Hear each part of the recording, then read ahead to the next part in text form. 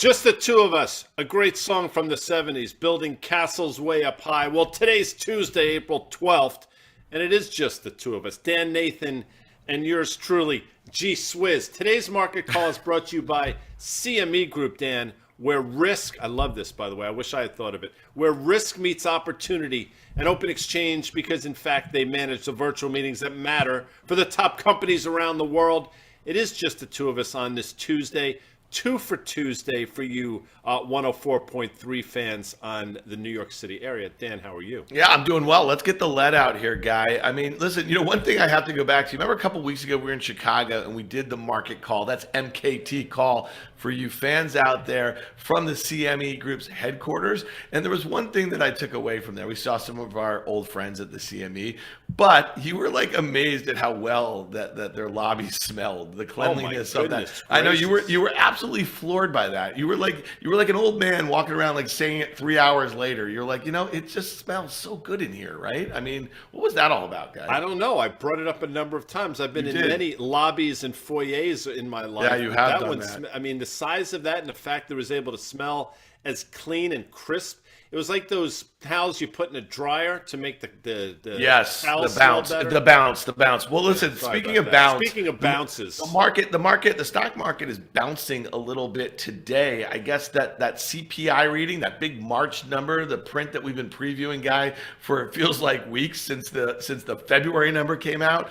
It wasn't as bad as people expected, and you just hear this kind of chorus now of people saying, well, we may be peaked. And listen, you and I have been talking about this for a while, right? When you see things, and Gavin Baker said this to us on our podcast a few weeks ago, on the tape, when you see things that you've never seen before in the market, you got to pay attention a little bit. But oftentimes you'll see a mean reversion after that thing you haven't seen in a very long time catches your attention. Talk to me about some of these calls for peak inflation. Are you generally seeing it from stock market bulls because it's kind of confirming the fact that the worst will be over and maybe the stock market has discounted that already? Yeah, I mean, I think you bring up a great point, and obviously I think if you are a stock market bull, you hope that this is in fact peak inflation, and although it's not going to come cratering down, maybe that 8.5% reading will be the high we'll see for the foreseeable future. But I wouldn't necessarily call Jeff Gundlach a stock market bull. I think he's pretty agnostic. I think he pretty much plays it right down the middle.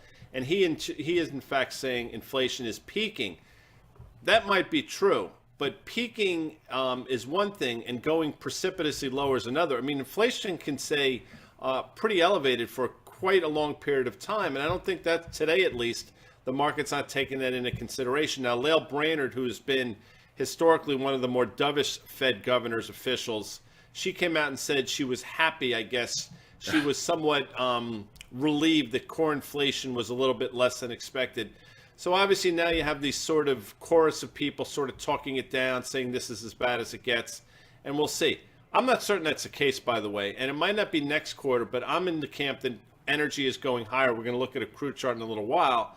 So although next month might be less than 8.5%, I think as we get into the summer, we're going to start seeing elevated readings again, Dan. Yeah, and I think, last night on Fast Money, we had this conversation. We were kind of previewing this, and we were talking about just all the knee-jerk reactions we're seeing in a bunch of different risk assets. And, I guess my view is that, oftentimes people will tune into a market call or a show like Fast Money, and they're looking for answers, right? And the truth is, oftentimes, and I love when Carter Braxton Worth says this about a chart sometimes, he'll just say, it looks like a pair of twos. Sometimes there is no answer. Sometimes there's just nothing that is really going to help you kind of parse out where things are going. And I feel like we're in a period right now where the exact conversation we're having about inflation and where, the stock market is priced based on riser rates and maybe like a slower economy is a conversation we're going to be having for the better part of this year. I think that we're likely to kind of, continue to have the sort of volatility that makes it really hard to call bottoms and call tops, and, a couple weeks ago on Market Call,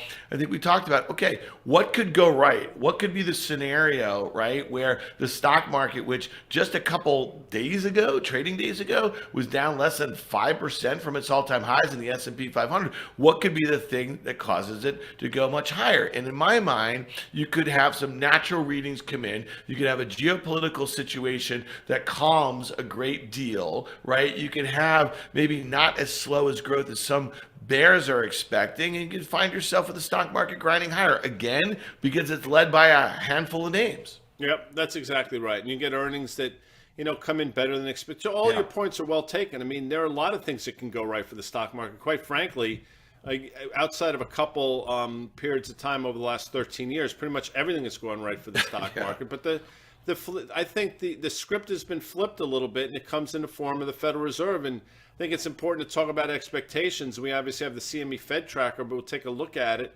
I mean, I think it's a foregone conclusion now that 50 basis points seems to be in the cards for the next meeting. I actually heard, I was just watching Scott's halftime report a little bit ago.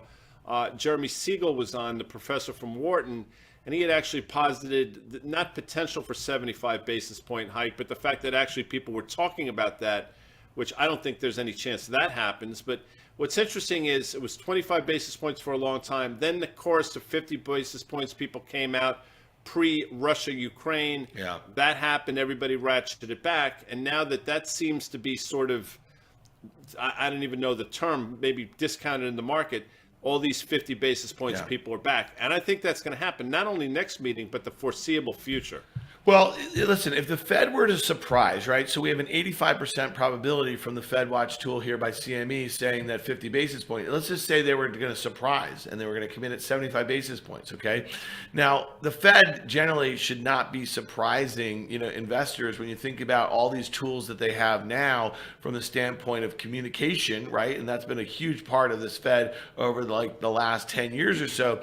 If they were surprised after a CPI that wasn't as bad as people thought, then you would be like, okay, what do they see going forward? To your point about inflationary pressures in the next few months, where they want to hit it so hard ahead of time. I mean, listen, I'm kind of like a mean reversion sort of person, guy. I feel like in the not so distant future, if the Fed continues to do what they're doing, let's say they articulate what they're going to do and they don't surprise, okay, and they have a couple 50 basis point hikes, then they might have done what they needed to do to tamp down inflation, especially as we see things coming off. And your point is, even if they stay in mid single digits, that's still really high, because prior to the pandemic, they were really emphatic about getting inflation above 2%. Now, talk to me for a second, though, about core, and you say this all the time. These readings read a specific sort of things, but for a lot of Americans, okay, they have wages that have not gone up much, but costs are going higher all over the place. Healthcare, education, that sort of thing. So are we even looking at the right thing here? Of course not. I mean, of course we're not. I mean, but no, we're not is a short answer. But it's what the market looks at, and it's what the Fed looks at, what they talk about, and then subsequently what the market takes its cues from. But are we looking at the right thing? No, because quite frankly, with an 8.5% read today, real inflation in this country, and just don't ask me, there are a lot of people a lot smarter than I am, they're saying this is probably closer to 15%. So are we looking at the right things? No, we're not. Number two, the other side of inflation is wage growth. So you would hope that wage growth is at least catching up or staying on par with inflation. It's not even close. Yeah. Real wage growth in this country is now minus 3.6%. What does that mean? Well, it means people are going to have to raise prices again. They have to raise wages just to catch up. And that's what's happening. Wage inflation in this country, that's the last piece of the puzzle. And that's continuing being lagging. So that's not incorporated into these numbers either. So it's not a particularly rosy picture. But to your point, if the Fed can do a great job of just jawboning inflation down and not having to raise rates, maybe that is sort of best case scenario. I just don't think it's going to happen. Well, I mean, listen, I'm not saying I disagree that you're wrong. My thought would be that, and you not talked about this a great deal, is that because the Fed's balance sheet is so much larger than it was in the last time that they were raising interest rates, they really can't have interest rates go as high as some people are expecting or Fed funds futures are pricing right now. So if they hit it hard right now when the market's bracing for the hikes, then that might be the best case scenario. And then it gives them the opportunity, if there is a recession, because some of this geopolitical stuff sticks around, but let's say the inflationary forces aren't as, violent as they've been of late, then it gives them the opportunity to get a bit more dovish. But Guy Adami, why did the stock market bounce this morning on that news? Because it wasn't as bad as feared. The S&P was up a little more than 1%. So was the Nasdaq. It had a bad few days. If you just look at, this is a 10-day chart from the very last couple days of March, and you see a series of lower highs and a series of lower lows. So that makes a bit of a trend channel, if you will, Guy. I don't know, not trading so great. I see the S&P up less than, 35 bips right now. Are we going to close red on the day, and what might that mean for the market? So I'll go backwards. Yes, I think we're going to close negative on the day. I don't think that augurs particularly well. That gets us right back to a market that rallies are being sold, which was what we saw late in February, early in March. Obviously, the last 3 or 4 weeks, the market's just rallied seemingly on air. But I think we're getting back to a sell the rally mentality. And why did the market rally in the first place? I think you hit the nail on the head, because that headline number wasn't as bad. I will tell you, I thought there was probably a 25-30% chance he had a 9 handle on that. Obviously, it didn't happen. And the fact that now some people are coming out like Lael Brainerd and saying, you know what, it wasn't as bad as I expected. Again, one of the most dovish people turned hawkish. When she makes comments like that, I think the market takes note. So I think that's what's happening. By the way, in terms of the Fed being able to then get more dovish, if in fact there is a slowdown, you look at the CME Fed tracker tool, and you go out and the second half of next year, and the market's actually looking for rate cuts. Yeah. So we'll see, Dan. That's what the market's looking at right now. Yeah, I see that too. Let's look at this Head and Shoulders top. We didn't even have to draw the little squiggly lines to show this S&P 500. And listen, we're not so definitive. When we say it's a top, it's a formation that seems pretty evident to the eye here. You see that range between 4,100 or so and 4,200. And we had that late February, that day where we had that huge intraday reversal, Guy, where we were trading down. I think 4,100 closed. It had a huge spike bottom. We had a retest in March. It never made a new intraday low here, but that looks like a pretty decent support range. Seems like if things remain uncertain, that should be a level where things go to. Obviously, Q1 earnings start with banks in the next day or so, and I think corporate earnings are really going to be an important part of where these S&P futures go to. I know that you say we might see 3750 right at some point, but the likelihood of a retest to that 4200 or 4150 seems pretty high right now, given the level of uncertainty that we have on the drivers of stocks, unless there was some resolution to the situation in Ukraine, which I don't think it's happening anytime soon, Guy. When you look at what the debate is now about war crimes being done there, this is not a situation where sanctions are coming off soon and people or countries are doing business with Russia again anytime soon. So to your point, which is one of the reasons why some of these inflationary pressures stick around. Well, the inflationary pressures are not going away anytime soon. To your point, you don't just flip a switch. As much as you would like this to be the case, we just don't declare the war is over. Everybody goes back to their respective corners.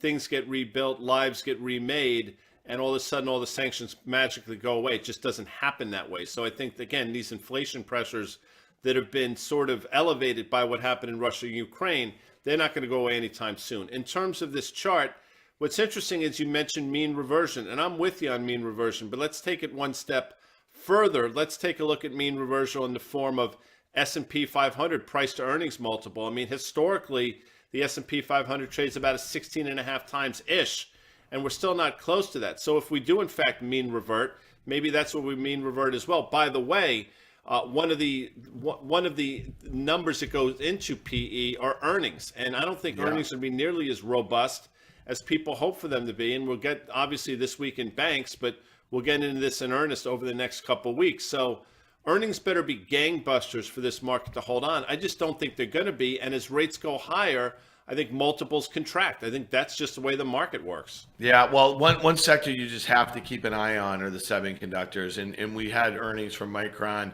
a couple weeks ago that looked good. And the guidance looked good. And the stock was trading, I think, $87 in the aftermarket. And it's trading as low as 72 yesterday. And that is just a huge move. And NVIDIA and some of these other high valuation names, AMD, they're starting to hear some negative sentiment as it relates to the analyst community. And so that will clearly weigh on valuations. That being said, prior to earnings, you get all this out of the way, and then expectations are really low. Looking at the Nasdaq guy, and you and I have mentioned this on many occasions, the relative underperformance of the S&P 500 is notable. Yesterday, there was a negative note out on Microsoft. The stock was down 4%. That's the second largest stock in the market, and all of the MAGA names, Microsoft, Apple, Google, and Amazon, were down at least 2.5–3% or so. The Nasdaq's one, it just feels like it's going to make a beeline. The Nasdaq 100, look at the futures here, back towards that kind of 13,000. That was the low in March or so. And it really does have to be, I think, if we are going to go back and make new lows,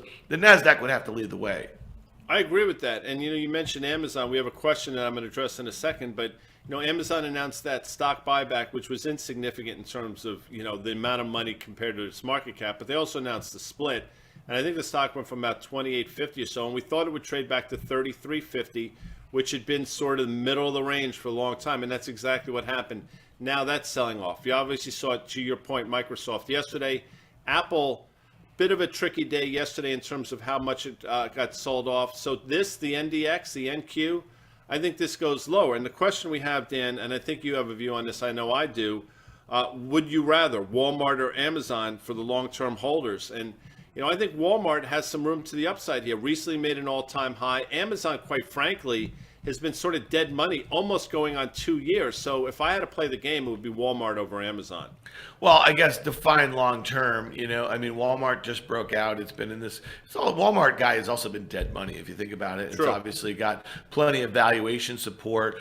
But it's been going sideways for the better part of the last couple of years after its initial ramp off the lows in the pandemic. I guess longer term, I'd rather be focused on Amazon. I just think that the way that they plow back in their profits, I think one of the big issues has been the unprofitability of, let's say, that North American retail operation. Well, I think that they are really focused on making that a very profitable thing.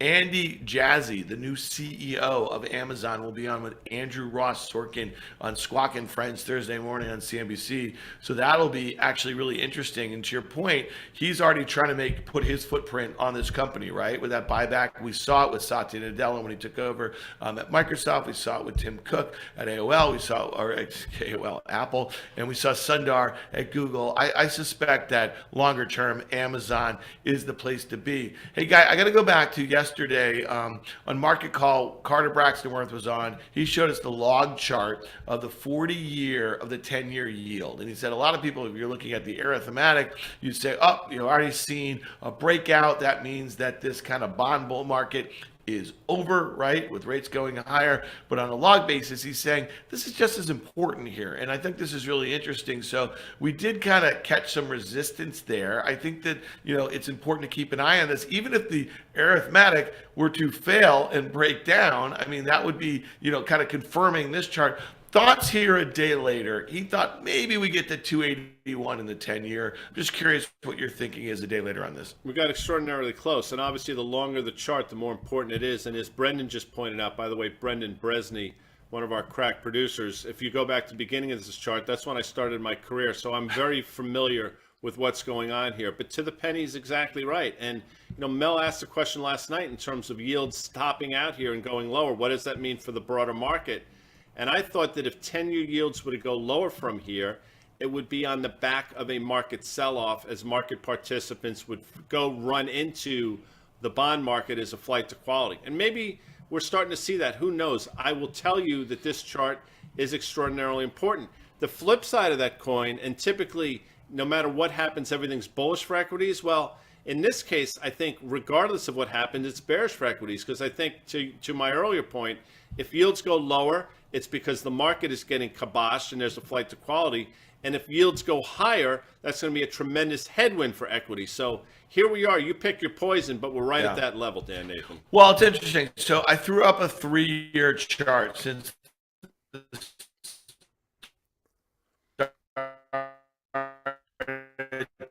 and I think, Dan, I think you're breaking up, so I'm going to jump in.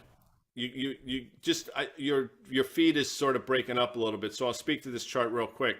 I mean, this is obviously a little shorter term, but it shows us right up against a level of resistance, and it makes a lot of sense that we're going to stop here. So as Dan gets his feedback, I'll just speak to this again.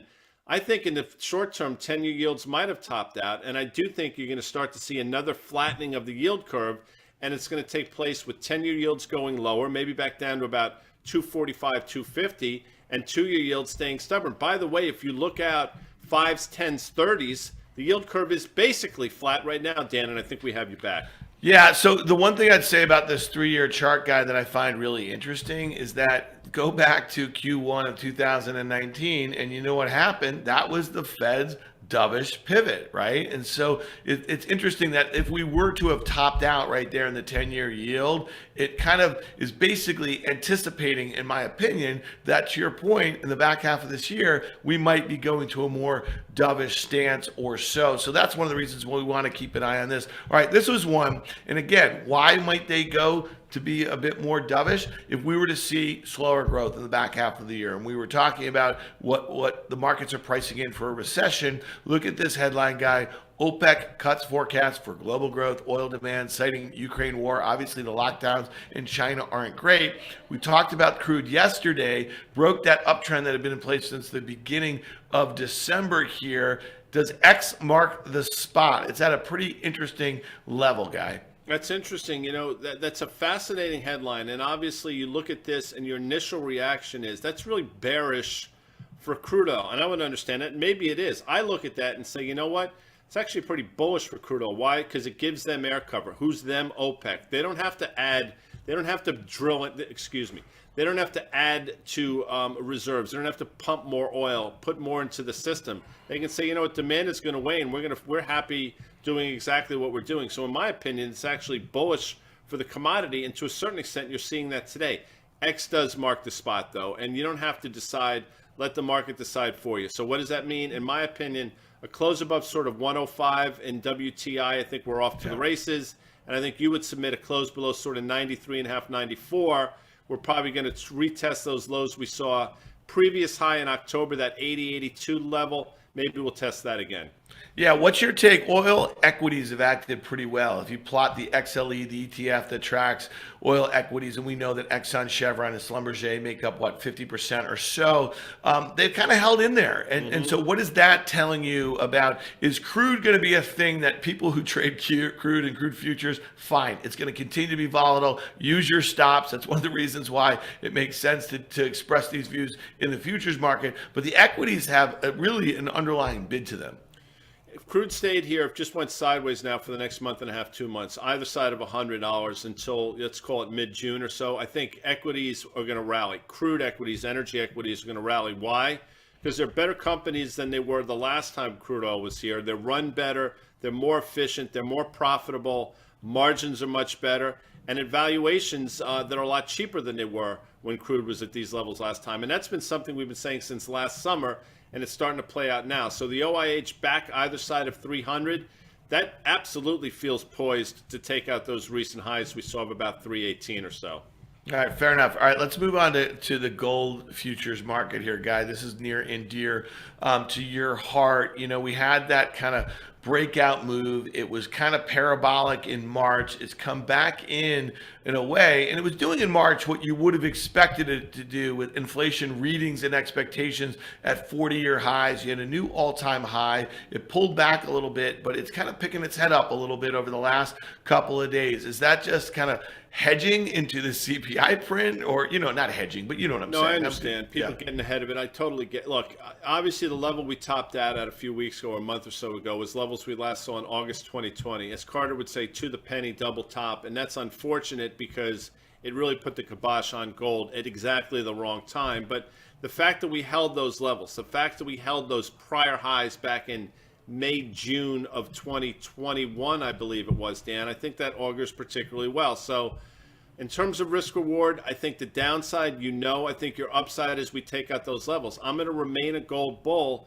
And it's interesting, as Bitcoin, which we're going to talk about in a second, has been pretty volatile over the last week or so. Gold's starting to catch a bid. So I'm not sure if there's any correlation. I want to sort of wait for a couple weeks to see. But it's interesting to note that as Bitcoin has sort of gotten bludgeoned over the last week, 3 or 4 trading days at least, gold's caught a bid. Yeah, what about silver, Guy? I mean, that's one, you talk about a trading range for the better part of maybe nearly, since the start of 2021, it's literally been in this range between like 20 on the downside, 26 on the upside, and we're about $23 right there. You can do that math. It is literally range bound. Is there a bull case for silver that kind of matches what's going on with gold? Yeah, a lot of people that sort of share my thesis about gold are actually more bullish than silver. And I think the worst thing that happened to silver was they got caught up in that Wall Street Bets Reddit crowd phenomenon back sort of April, May of 2020, when everybody was going after heavily shorted security stocks and subsequently commodities. And I think there were a lot of people out there that said, hey, we could probably do this to silver. And it worked for about a week. And then obviously silver came crashing back. So that was probably the best and worst thing that happened subsequently. But I think there is an underlying bid to silver, to your point. It has not been able to get out of its own way. But I do think if gold is able to take out those recent highs, which I do think it will, silver should be a $30 commodity, at least. Right. Speaking of underlying bids, there seems to be a bid for micro Bitcoin futures that are listed. I think they were listed about a year ago on the CME because the volumes keep going up steadily. Okay, so when I say a bid for the use of this instrument for a whole host of reasons, and we talked about it with some folks from the CME on Market Call. Our friend Brian Kelly has been on with it, and it's been a really useful tool, especially as new entrants come into the crypto market. One of the beauties, I think, of using futures and the micros in particular is the ability to really manage risk and set stops and be methodical about it. So it doesn't surprise me, Guy, that you're seeing greater adoption of the products like this as there's greater interest in the underlying product. The one thing I'd say is that there's not an underlying bid for right now is actually Bitcoin. When you look at that move that we had, and again, as inflation expectations seem to be getting white hot over the last month or so,